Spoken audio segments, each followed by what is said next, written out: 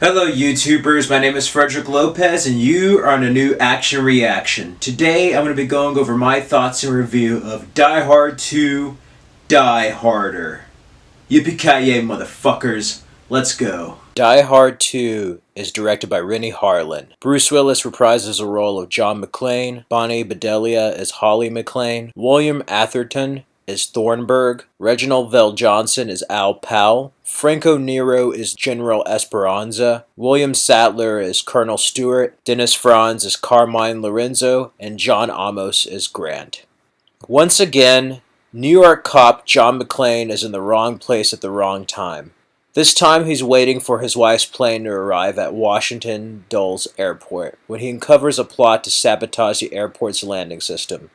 A team of terrorists led by Colonel Stewart are planning to rescue a drug lord from justice. As the airport authorities seem to challenge his every move, John must defeat the terrorists and allow the planes to land before they run out of fuel. So yeah, that's pretty much a brief overview and plot of Die Hard 2, Die Harder, and the cast list. Yeah, this was made right after the original. The original Die Hard came out in 1988, and this was released going into the 90s in 1990. Bruce Willis reprises his role as John McClane. You have the wife, and even the reporter guy, Professor from Real Genius, guy in Ghostbusters, he's back even. You even get the dad from Family Matters. You get Al back. But yeah, you get really a lot of the familiar faces from the previous Die Hard film. Of course, John McTiernan did not come back to direct this. Same thing with Predator 2, which is sad. But Renny Harlin directed this installment. Yeah, you may recognize him from Long Kiss Goodnight. And he also directed A Nightmare on Elm Street 4, The Dream Master. So yeah, this is like his first really big action movie. I do like some of his direction in this. He actually does know how to shoot action really well. What bogs his film down ultimately is the story. Again, much like RoboCop 2 and a lot of the sequels to the 80s films, is a story. But it's very hard to have a sequel to an iconic and just almost like a rule-breaking film of Die Hard. You have Hans Gruber, Alan Rickman as Hans Gruber. The villains have a hard time topping the original. What really makes this film is Bruce Willis as John McClane as the everyday man. And this film ultimately leaves you with a question that John McClane is asking throughout the film. How the fuck can the same thing happen to the same guy at the same time of year twice? And that's pretty much what it is. It's almost like the Home Alone 2 of action films. It's on Christmas, he's waiting for his wife, and there's terrorists, and he has to stop them. And they even have parts of him going through the airport and going through the ventilation shaft and stuff. It is exactly like Die Hard at Nakatomi Plaza. And it's just like, wow. Yeah. Anyways, I get to that. Pros and cons. Pros, Bruce Willis is amazing as John McClane. Pretty much any Die Hard where he has hair is going to be a great one. This one, though, is my least favorite until Good Day to Die Hard.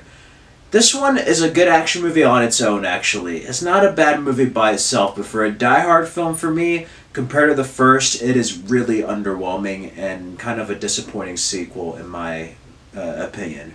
But it does not make it a bad movie by itself.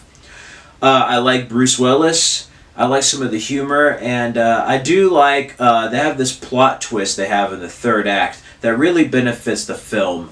And I do like the action set pieces. I do love the stakes. The stakes are very high. The airplanes are going. They have control of the runway, and they're going to run out of fuel, and one of them crashes, and the stakes are very high, and John McClane's wife is on another plane that is about to basically run out of gas. And I like the timetable set. It's not only Die Hard, but it's almost like what 24 adopted later on of a timetable being set, and something having to be met at that timetable. And John McClane does not have any help. He has some help from a few employees, and Al is back in Los Angeles. And that's something different, too. John McClane, everything's going good in this. He's a Los Angeles detective. He's not in New York. And he's basically having a good time with his marriage, and none of the complications from the first or even the third Die Hard, Diary of the Vengeance. So it's very interesting to see his character on good terms, but everything just kind of bad happening during this short period of time. Cons, I do not like some of the writing, and the characters are fucking annoying. The guy from NYPD Blue, I mean, Renny Harlin is a good director, but Die Hard 2 is, again, like Hollywood, where they have to have a sequel where it's more blood, more action, and more language. You can have an F word every 5 seconds, and it makes it like more hardcore and better than the first film. And to me, it just becomes really annoying, and it just bogs the film down. You can really tell that they're trying to compensate for a lack of a good story by having so much content. I do also like, though, Robert Patrick's little cameo. You're a sitting duck. I just love seeing him before he's a T-1000. That's just wonderful. I like his little small role there. But yeah, Detective Alonzo is annoying. Him and his brother are just so damn annoying. And I know they're supposed to be that way, but it's just like, god damn, can you give John McClane a break? It's just nuts. And it goes on to my biggest complaint of the film besides the story. The pacing. The pacing of this film feels slow. I can watch this whole movie, and sometimes I do get in the mood, but it's really, really slow during the first half and doesn't pick up till the middle, and then the plot twist is what really saves the film at the end. But Colonel Stewart, everybody's supposed to know who Colonel Stewart is, and he just doesn't seem that much of an interesting villain like Hans Gruber, or even Simon Gruber, or even freaking Peter Gabriel in Live Free or Die Hard. He knows martial arts, but for some reason he just appears just like... They try to make him like a badass character, and for some reason I'm just like, But I do like the last fight, how John McClane's really overpowered by the villains. And that's one thing I do like about this, again, as well, with John McClane. He's an everyday man. He's not a superhero yet, so he gets hurt, he bleeds, he gets tired, aggravated. You could tell he's a human being, and that's one thing I do love about the earlier Die Hard films and what sets it apart from other action movies. This isn't your Sylvester Stallone, this isn't your Arnold Schwarzenegger, this is your everyday man. Much like a Mel Gibson film or Clint Eastwood, John McClane is like the everyday Joe, and I like seeing a hero like that who can get hurt and keep going. And that's really interesting. But yeah, back to Stewart and them. It just feels like it's like your villains from the other 80s action movies, which is not a bad thing, but like for Die Hard was such a groundbreaking film that you kind of go to this like cookie cutter plot that's just like any other 80s action movie or 90s action movie at the time. I'm just like, it just bogs you down. You're just like, this kind of sucks compared to the last one. I don't like this compared to the first. Now, again, there's some people who really, really love this film, and you can go ahead and love it. There's some people who said this is better than the original. In some ways, it does have a little bit more complicated story, but you're out of your fucking mind if you think this is better than Die Hard.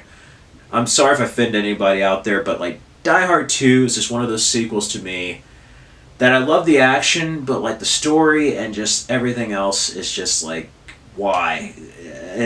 And then they have the same thing happen again. And I don't mind some of the same stuff, but you're telling me he's going to go through Washington Airport and like the same shit's going to happen. He's going to go through a ventilation shaft saying, oh, I could have been like here. Why did I do this? I mean, they always have to have a scene like that, but it just appears really lazy, and it's almost like, hey, let's try to recapture the magic of Die Hard, but in freaking Washington, D.C.'s airport. And to me, that just appeared really lazy, and I just did not like it. It just really bogged the film down, and it kind of makes you roll your eyes between that and like all the language every 5 minutes, which I don't mind language, but like here it just gets annoying where I'm like, okay, dude, come on. I do like it where he goes after the terrace and then like the escalator. I also like it when he figures out the plot twist, and when he's at the church there, he like gets an icicle, sticks it in a guy's eye. That's pretty crazy, and the whole chase scene on the jet ski I really, really liked. And they filmed this in different locations to get that snow on the location there, and that's pretty cool that Renny Harlin did that on location and made it seem like it was all in the same area. But ultimately, yeah, spoiler warnings here. John Amos comes in, McDowell from Coming to America, he's on Good Times. I love that plot twist where he comes in, you think he's going to stop Colonel Stryker. Colonel Stryker worked for him, and it turns out he's the bad guy, and they're trying to get Esperanza out. And that was a cool plot twist in my book that really changed it, and it was almost like the plot twist in the first and third Die Hard about like faking the death in order to get away with something. That was kind of a cool thing. It kind of created a heist element to it that you see in other heist films. And I really liked that, and also liked how John McClane pieced it all together with the blanks and the real bullets and stuff. And then when he jumps out of the helicopter onto the plane, and then like lights it on fire, he's just like, "Yippee-ki-yay, motherfucker!" And then it's like, poof. He's like, "Holly, it's your light." And then she's just like, "Why does this keep happening to us?" I just love the humor there. Yeah, going on to the Colonel's Men. There's a cool part, probably the best action set piece. However, he stops Esperanza, the terrorists get there, and it takes like 5 minutes for grenades to go off in the most unrealistic grenade scene. I'm like, they should have already blown him up. And it's just like literally 5 minutes of them shooting and just throwing grenades without them blowing up, and he has like all the time in the world to get on the chair.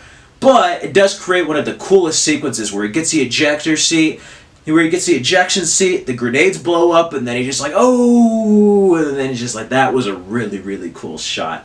They have some moments in there that are just like, now that's a Die Hard moment, and I like that. And then another slow part, speaking of the wife, they brought back the reporter guy, the professor from Real Genius, and the guy from Ghostbusters. They brought him back.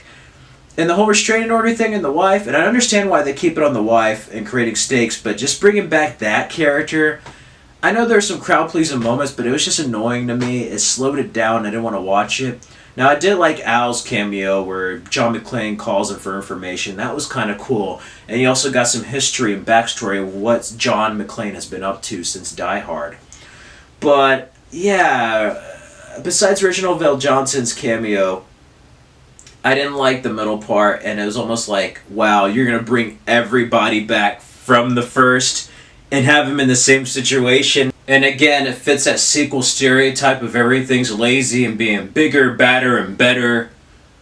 It just comes across as annoying to me. But if I had to get Die Hard a score, I really want to give it a 2 out of 5 because I think that's what it deserves. But after seeing A Good Day to Die Hard 2 is not really that bad of a movie. So I almost want to lean towards a 2.5, but I'm going to give it a 3 out of 5 and a B-. Die Hard 2 is ultimately one of those films that is an inferior sequel to the original, which is like a classic. But if you look at it by itself, it does have some of its perks, even though it does have flaws. The story is a little bit more complicated, and I do respect it, even though it is lazy and almost the same thing in another setting. It does something original while still kind of remaining true to the character of John McClane in a way. My only beef, besides what I mentioned previous, though, is that John McClane goes looking for trouble instead of trouble going to look for him. And that's what makes it different, is that he chose to be there. He couldn't let it go, which is something in his character, but like Nakatomi Plaza, he's there to visit his wife. John McClane finds out that there's terrorist attack in the building. He has nothing to do with that. Trouble finds him. Number 3, this mad bomber's going around bombing New York City and wants him there and doesn't know why, for a vendetta. Nothing he goes to find, trouble finds him. Live Free or Die Hard, he's pretty much like middle-aged and it's just like, you know what, I'm tired, I'm old. And they call him on a mission. It's just like, pick up this kid, and then he gets thrown into this whole computer hacking world, the 21st century. And that's something I do like, and that the good Die Hards compared to the weaker ones, 2 and 5. 2 and 5, he goes looking for trouble instead of trouble going to look for him, and that's something that's different. But yeah, I really want to give this a 2 out of 5. But I would give it a 3 out of 5. But ultimately, if I had to give it a letter grade, again, a B-. Die Hard 2 is not the worst film ever, but it's just one of those sequels that's really underwhelming. And as a fan of the original Die Hard, I was really let down by Die Hard 2. And again, it is R, it does have a lot of the same stuff, but you know what? I respect Die Hard with a vengeance, considering it did the exact opposite of Die Hard and did it in a way where it felt like a true sequel. John McTiernan is pretty much the only person who could do a perfect Die Hard film. He did 1 and Die Hard with a Vengeance, and those 2 are the best out of the 5 films. But Renny Harlin is not that bad of a director. I do like his work here. He knows how to direct it. What bogs this film down is the screenplay and the way the writing and character dialogue is. That's what really bogs this film down. And the pacing goes with that as well. But Renny Harlin does some wonderful work as far as the cinematography. He knows how to do action. He knows what people like as far as the audience and like certain crowd-pleasing moments. And that's one thing I do respect out of him. You could tell he's a skillful director. If you look at Nightmare on Elm Street 4, Long Kiss Goodnight. Well, Cutthroat Island didn't do very good, but you'll get my point. Die Hard 2 is more like Nightmare on Elm Street 4 and Long Kiss Goodnight. You could definitely tell his visual style. But yeah, that is my quick action reaction to Die Hard 2. I could probably talk about this film all day. But yeah, you don't need to hear my opinion. If you haven't checked out the film, go check it out. But I would recommend seeing the first Die Hard.